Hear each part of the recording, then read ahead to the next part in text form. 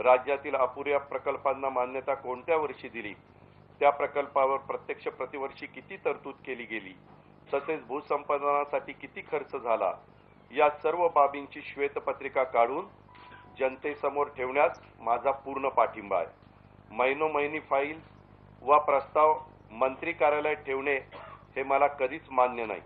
आलेल्या प्रस्तावावर लवकरात लवकर निर्णय घेणे आवश्यक असते व तशी माझी कामाची पद्धत आहे।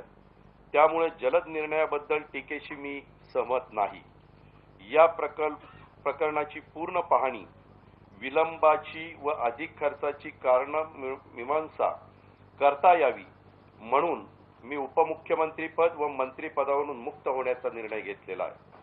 तसेच मी राष्ट्रवादी काँग्रेस पक्षश्रेष्ठींकडे कळवलेले आहे व माझ्या भूमिकेला पक्षश्रेष्ठींनी संमती मिळालेली म्हणून मी पदाचा राजीनामा मुख्यमंत्र्यांकडे पाठवलेला आहे।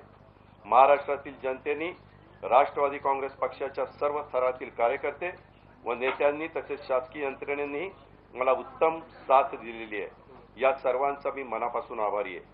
त्याचबरोबर राज्यातील जनतेसाठी, राष्ट्रवादी काँग्रेस पक्षासाठी अहोरात्र काम करण्याचा माझा प्रयत्न राहील, हा विश्वास सर्वांना देतो व यासाठी राज्यातील जनतेची साथ मिळेल याचा मी विश्वास बाळगतो।